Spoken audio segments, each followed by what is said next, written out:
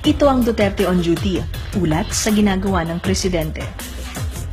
January 5, Huwebes, mula sa isang linggong pahinga sa Davao, bumalik si Pangulong Rodrigo Roa Duterte sa Maynila na sumakay lang sa isang commercial flight.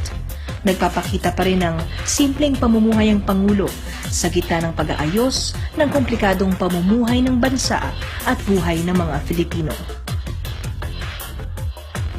January 6, Biyernes, pagsasaayos, pansiguridad. Ito ang unang official function ng Pangulo ngayong 2017.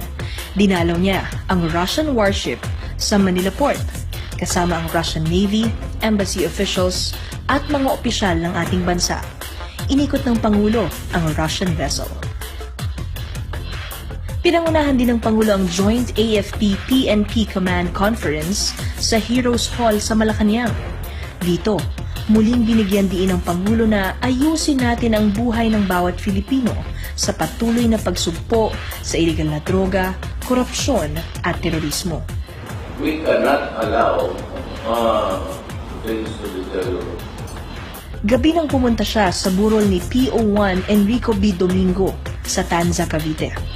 Isang pulis na namatay sa isang anti-drug operation sa Pasay noong January 4. Namatay siya sa pagpapatupad ng kaayusan ng kanyang lipunan. January 9, Lunes, ipinaalala ni Pangulong Duterte sa dagdag pang mga nag-oath-taking na opisyal ang halaga ng maayos na pagsisilbi para sa tao. There will be no corruption in my opinion. Give it to the people because you have to. So last call to serve your nation.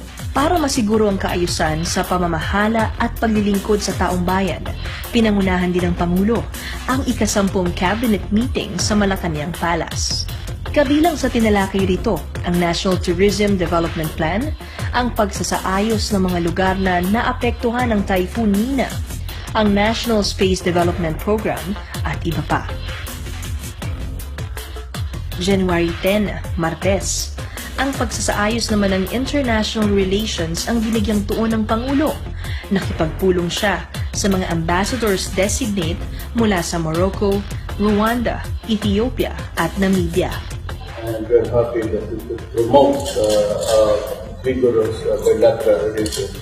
Binigyan din ng Pangulo ng award ang outgoing ambassador of Vietnam to the Philippines na si Trong Tru Duong ng Order of Sikatuna. Isang parangal ng Pilipinas sa mga opisyal ng ibang bansa na nagpakahusay sa relasyon sa Pilipinas. Inanunsyo rin sa araw na ito na aprobado na ng Pangulo ang dagdag na 1,000 pesos na benepisyo para sa mga pensyonado ng Social Security System o SSS. January 11, Miyerkules, naging host ang Pangulo sa taunang New Year's Vandunu para sa diplomatic community, international organization leaders, at cabinet members at ilang pang piling government officials. May our relationships continue to prosper for the greater benefit of our people. To your success, Excellencies, Kampay. Ito ang Duterte on duty.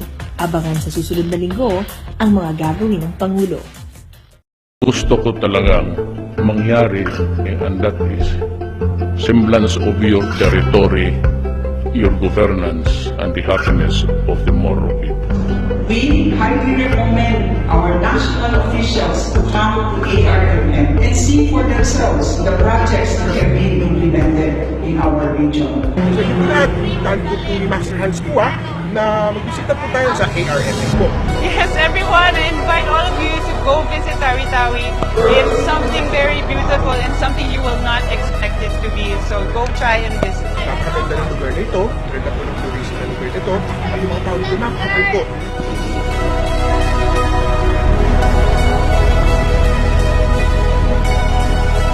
Nandito po tayo ngayon sa isla. Ang tinatawag namin dito is Panampangan Island. Panampangan Island po, isa po ang isla dito sa Tawi-Tawi.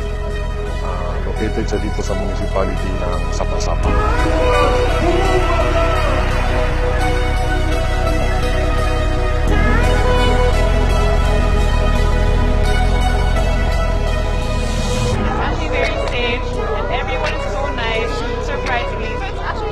People can come here. Anyone can come here. It's super safe.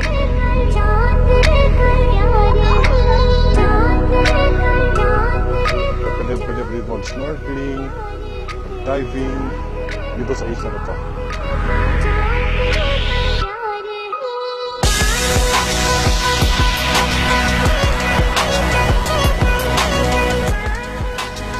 Kaya dito sa Tawi-Tawi, ang outlook, ang pananaw namin, iniiba namin.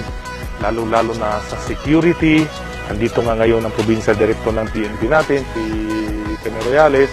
Andito ngayon yung representative ng Philippine Marines. Iniikutan namin para ang turismo kasama siya sa security component ng province of Tawi-Tawi.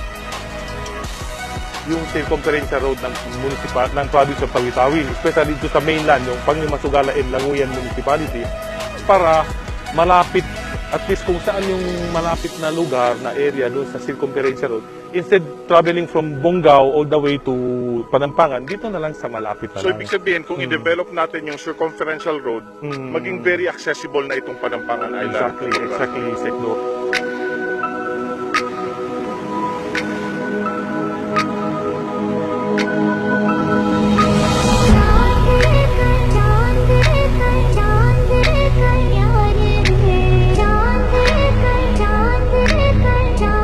I'm so surprised that it's actually very peaceful to what the TV says. Ang focus namin ngayon, paano maunlarin ang ating ekonomiya.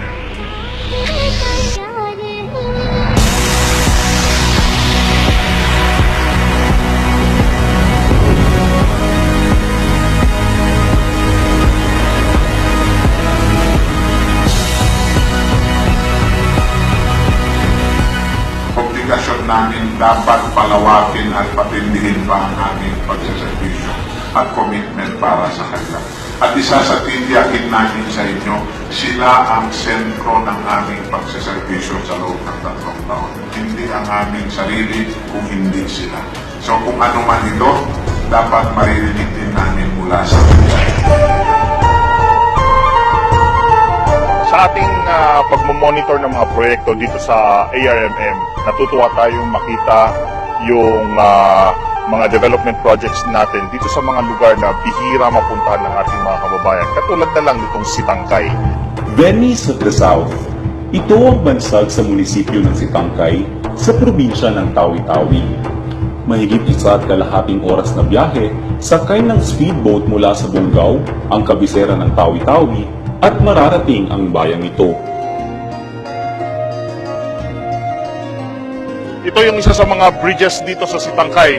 Although ito yung flagship program ni Mayor sa kanyang 20% development, ginagawa nga concrete ni Mayor itong concrete bridges across. Habang tayo naman ay gumagawa ng concrete footbridge para sa mga kabahayan. Ang mga tulay na kahoy na halos pantay ang layo sa bawat isa na nakalatag sa mga kanal ng Sitangkay na sadyang may kataasan upang makadaan ng mga bangka.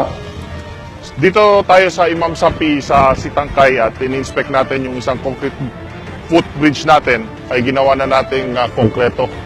At dandang metro yung ating mga proyektong ganito para kasama rin sa disaster prevention. Para kahit may baha, no, bicegob or kaya mataas yung waves, ay safe pa rin sa ating mga kababayan. Kaya't marapat lamang na ito ay alagaan, lalong pagandahin at maipagmalaki. Ito yung isang market ng Sitangkay at yun yung mga stingray na dried fish na binibenta nga nila. Ito ay hindi pa panahon ng mga isda. Kung sa high season niya pa, puno-puno ito ng mga isda. At dito sa Sitangkay, mukhang kilometro-kilometro yung mga tindahan dito at napakaraming tao. Kaya tama lang talaga na dagdagan natin yung kanilang mga concrete footbridges.